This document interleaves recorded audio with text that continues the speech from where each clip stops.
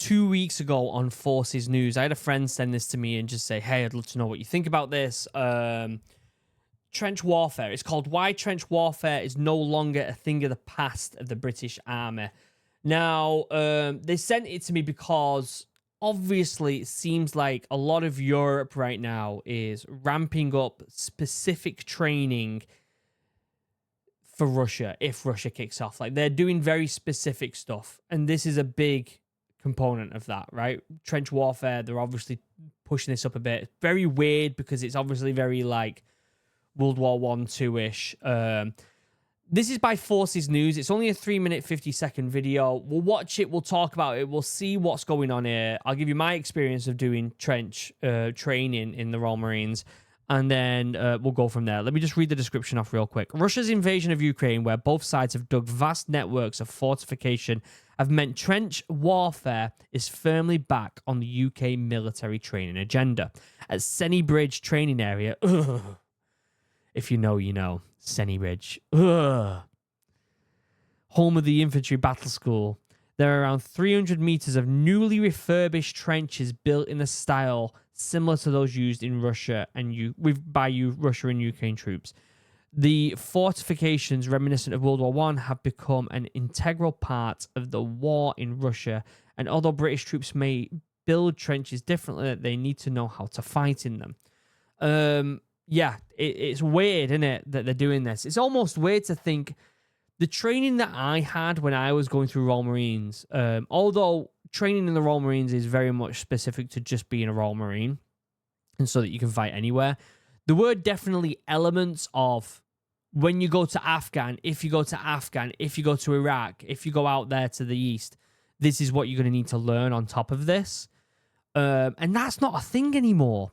And just like the generation before me, it was like Ireland, right? Or if you're going to be on the streets of Ireland, or if you're going to go to the Falklands War, like it's almost as if training as a whole for the Royal Marines stays very similar, and it just progresses in ways it needs to progress. And it doesn't really digress to current affairs, but there are little hints of current affairs. Oh, when you finish training, you might get sent straight out to Afghan on Herrick 12, Herrick 14, whatever it was at the time I was in trade. Well, for me, it was Herrick 12, wasn't it? They were just going out to Herrick 12 when I was leaving training because I was BCR for Herrick 12. So, yeah. Interesting that this is now the current priority. Let's watch it. Let's learn some stuff. Don't forget to like, comment, subscribe. We're nearly at 500,000 subscribers. And when we get to 500,000, we're going to party and it's going to be grand. So be there. Let's watch this. Right, I'm going to smoke to the right so we can push around to the left to clear the bunker, and then we're going to deal with that. Happy? What's happening in the wider sphere of the world, the British soldier needs to be adaptable to any nature that we go into. We are going to encounter trenches. He's right. He's totally right. And at the end of the day, like, I did do bits in trenches in the Royal Marines, even though that wasn't even a thing when, like, I wasn't going to go to Afghan and do trench warfare. But we did do trench training. We did some of that. And there was like gas training in trenches on one of the exercises that I did. All sorts of stuff like that. So it's still applicable. You're still going to be versatile. You're still going to be flexible. You're still going to be able to adapt, right?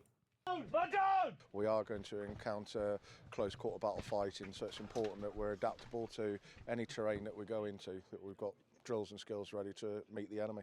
Oh, that camcreen sucks. So until the war in Ukraine, I genuinely thought that trench warfare really was a thing of the past. But the footage that has come out of Ukraine over the last couple of years has really shown how those skills are essential. And that's what is being taught here in Brecon.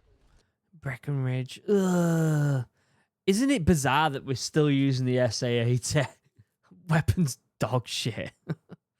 This is the platoon sergeant's battle course, where a week is spent focused on trench warfare. A lot of the instructors here they're experts in what we call close quarters combat. So that is, instead of fighting across open plains, that is down in the nitty gritty. But that takes parallels from urban combat as well. So I hope hopefully they're practicing the personal care and not getting trench foot, because that looked absolutely disgusting in that trench, didn't it?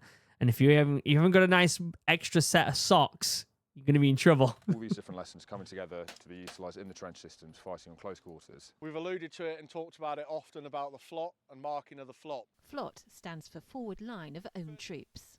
As a platoon commander, it's important that you understand where the flot is. This enables you then as a platoon commander to adjust the fire support so it's going in front of the troops and suppressing depth to enable those lead elements to close with and destroy the enemy.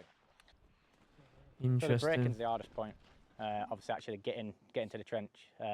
Obviously, you can see with the bunkers, and obviously enemy positions being within the bunkers. I'd love to know if the Royals are doing this as well. You could kind of guess that maybe on a day-to-day basis, you know, at certain units that they're probably talking about it a lot and figuring out, okay, is this something that we've got to really pick up a bit of training on, or is it something that we can just adapt and talk about? I'd love to know what's going on there in the current affairs. Obviously, got massive arcs of fire onto us, so it's obviously us trying to keep as low as possible. There are around 300 metres of trench networks here, built in the style of those being used by Russian and Ukrainian troops.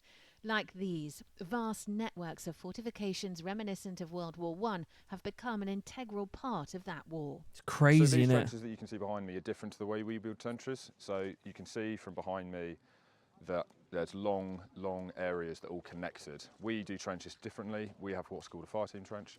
So they're different, smaller groupings, separated in space. The reason why we use it is so if someone breaks into our trenches, they then need to get out of the trench, exposing themselves again to get into another position. Yeah. An issue we see with this is once you're in the trench, you can stay in the trench, providing you with that cover.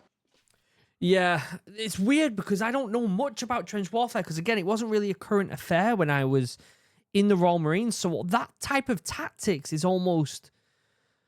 It is old school, isn't it? It's like old school tactics just being reformed again. I don't think we'll go to war with Russia. I really don't. I think it will inevitably calm down before it, you know, I don't think it's going to rise up. I hope it doesn't, touch wood. But I don't know. I just have a feeling that it will calm down a little bit. But at the same time, it's just bizarre that these tactics are coming back again, isn't it? It's weird. It's almost as if history...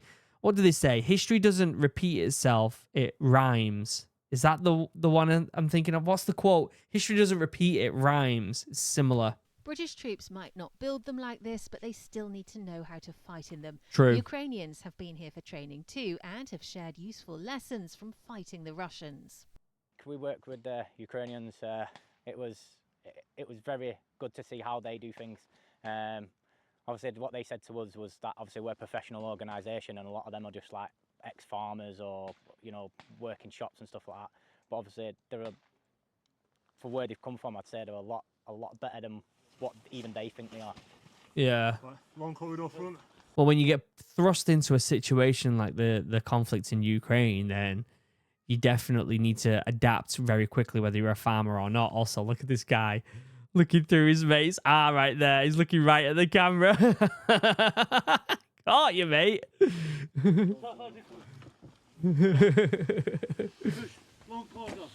Yep. Push long. Roger. Stay there, stay there. No, I need to get from here to there. There's an enemy there. Can't grenade it. I've got a stoppage. Let's get aggressive and then cadence fire and close the distance to the enemy. It needs to become a little bit more of a sort of taught drill and instinctive to us that we're going to do it.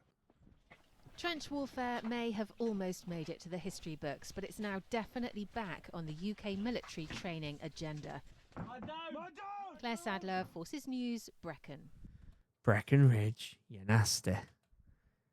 You're nasty. Let me know what you think in the comments. If you are former military, if you're a veteran, whether that's UK, you know, or anywhere else in the world, let me know what you think about this kind of same tactics cycling background. It's weird, isn't it? It's definitely weird considering a lot of my training when I got out of the Royal Marines was, you know, IED detection and all sorts of stuff that's more applicable to the Middle East, Afghan, Iraq and stuff. And although I didn't go out to Afghan, I ended up doing anti-piracy, even though I did 6 months of pre-deployment training and then they pinged a bunch of people to do frigging... They got replaced by reserves, which was incredibly frustrating.